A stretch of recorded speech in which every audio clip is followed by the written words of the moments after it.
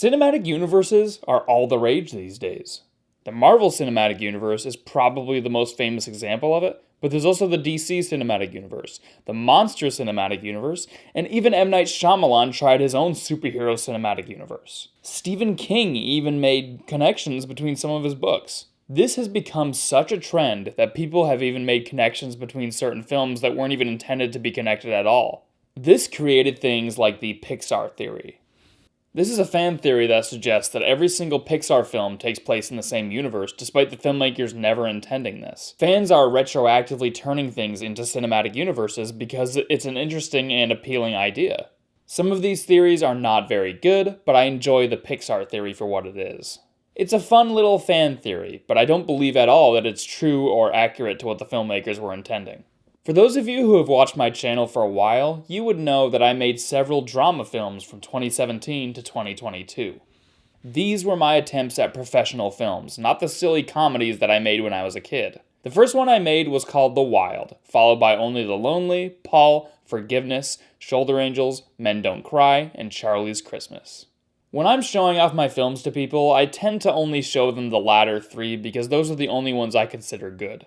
Filmmakers need to make bad stuff in order to learn. Even Stanley Kubrick probably started off making mistakes before he perfected his craft. I'm not comparing myself to Stanley Kubrick, by the way, I'm just saying everyone starts off making bad stuff before they get good. Sorry, I didn't mean to bother you. Oh, you weren't bothering me? Really? I feel like I bother everyone. Of course not. Yeah, I don't know why I thought that. It's fine. No one ever really approaches me or talks to me either. Really? Yeah, I'm not very good at talking to people, so that's probably why. I'm about to talk about all these films I made and how they might be connected in the same universe, so if you haven't seen them, I'd recommend checking them out. I have a playlist of them linked in the description, and you can see my growth as a filmmaker. When I got to my third drama film, Paul, I was thinking, what if I tried to subtly imply that this film took place in the same universe as my previous two films, The Wild and Only the Lonely? Jim Shields, my high school film teacher who I frequently had as an actor in my films, plays an asshole school teacher in Paul named Mr. Miller. In Only the Lonely, he also plays an asshole school teacher. Jim is one of the sweetest guys I know in real life, by the way, but I was trying to imply that these two characters are one and the same. This is the same character across two different films. I even brought back my lead actress Jen from Only the Lonely back into Paul to make a cameo, and there's a line that implies that she knew Mr. Miller. Would you like another? No, I'm fine. I've had enough. Hey, do you two know each other or something like that? Oh, no, I think she's just new here. This is referencing the fact that they shared a scene in Only the Lonely, so she's also playing the same character in both films, at least that's what I was intending at the time. Not only that, but my film Paul also utilizes the cabin in the woods that my grandfather built. This was a very important location in The Wild as well. There's an important map prop from The Wild that I put in the background of a shot in Paul as an Easter egg, but I don't think anyone noticed or cared about that, honestly. There's even more stuff I could talk about, but basically I was trying to imply with Paul that all three of these films were connected. All of this is kind of unnecessary and dumb, honestly. The connections don't even really work, mainly because I use my own house in each of these films, and different characters live in the house in each one. I guess you could try to make the argument that maybe in each of these movies the house has been vacated and sold and owned by different people moving in, but it just doesn't work.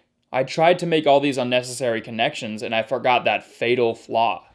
After Paul, I made the film Forgiveness, which doesn't fit into this little cinematic universe at all. Eric Wizawati, who played the title character Paul in the last film, is in this movie, and his character has a different name. His character is also drastically different from Paul in every way. Forgiveness isn't a good film anyway, let's just pretend it doesn't exist. After that, I made Shoulder Angels, and I remember at the time I was fine with ditching the whole cinematic universe idea. It was dumb and unneeded, and I was ready to just start making new stuff unrelated to everything else. Eric was a great guy and a great actor, so I asked him to be the abusive boyfriend character in Shoulder Angels, which was a strong departure from his character in Paul. He was too busy to do that role, so I ended up getting my brother Jake, who is a really good actor. The thing is, Jake also played an abusive boyfriend in Paul, so I was kind of just getting him because he did a good job with that, and he could continue to do a good job in a very similar role. I wasn't thinking about this at the time, but both these abusive boyfriend characters, played by the same actor, live in the same house, the same location in both films. Shoulder Angels is about the victim leaving the abuser, so maybe after she left him, he got a new girlfriend and repeated the abusive cycle in Paul. Shoulder Angels could feasibly be a prequel to Paul, and this could be the same character. I just wasn't thinking about that at the time. This connection happened by accident, because Jake wasn't originally considered for that role. It would have been Eric, which wouldn't have made sense if these were connected in the same universe.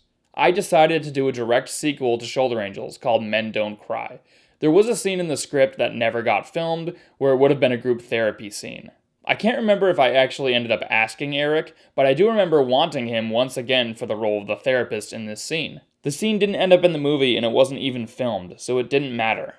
Once again, I wasn't trying to connect these films. I was literally trying to get Eric, who already played Paul, to do these very different characters. Because of this, Men Don't Cry also works as a prequel to Paul, which happened entirely by accident. Jim came back in this film to act again, and we don't know much about his character here, other than that he's the father to Jake's character Howard. Not only that, but he was a bad father and raised his son with toxic masculinity. This works perfectly with his character in Paul, Mr. Miller, an abusive teacher who treated his son badly and neglected him, causing his son to carry on generational trauma and abuse. So once again, these could be the same characters across both films. I'm about to talk about some spoilers for Paul, so I would recommend watching that before you watch this next part. The link for all these films are in the description. Paul is a vigilante serial killer that takes out abusers, which is a big reveal in the film. He kills both Jake's character and Jim's character. In Paul, I never intended for them to be father and son, but if you watch Shoulder Angels and Men Don't Cry as prequels to Paul, it all adds up and makes sense. Paul is ending a generational abuse cycle. I'm not saying any of this is canon, by the way. It's just something I noticed recently that was really interesting. And in some ways, it could make these films better with more rewatchability if you watch them as connecting films. Those three films work really well together, in my opinion. Shoulder Angels, Men Don't Cry, and Paul, chronologically in that order. I did not intend for them to be connected. It happened completely by accident. But they turned out working that way, and I couldn't find any detail in any of the films that suggests that they couldn't be connected. There's really no plot holes with that. A similar thing happened with Charlie's Christmas, where I considered Eric once again for the Pastor Lucy character, but he was too busy and had to turn it down. So that once again prevents Eric from playing a character that isn't Paul, and it could connect Charlie's Christmas as well. The only problem with connecting Charlie's Christmas is that my house is used as a location yet again, with different people living in it. So if you really wanted, you could say after Jake's abuser character was shot in the head in Paul, the house was vacated and wasn't inherited by anyone. So Charlie's family bought it and started living in it. So they live in a house where a man was murdered. But that's really dumb. Please do not start saying any of this is canon. So yeah, I went through a time recently where I rewatched all my movies and I noticed all these fun connections. So I just wanted to make this little video about it.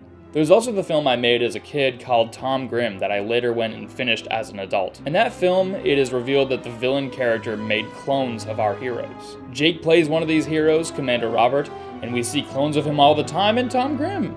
So I guess if you really wanted, you could say Howard is a Commander Robert clone created by the villain, and Tom Grimm could be connected to the cinematic universe as well. But that's really stupid. This whole video is stupid. Thanks for watching. You know, I'd never call anyone harsh names like that. Not even if they're my worst enemy. Yeah.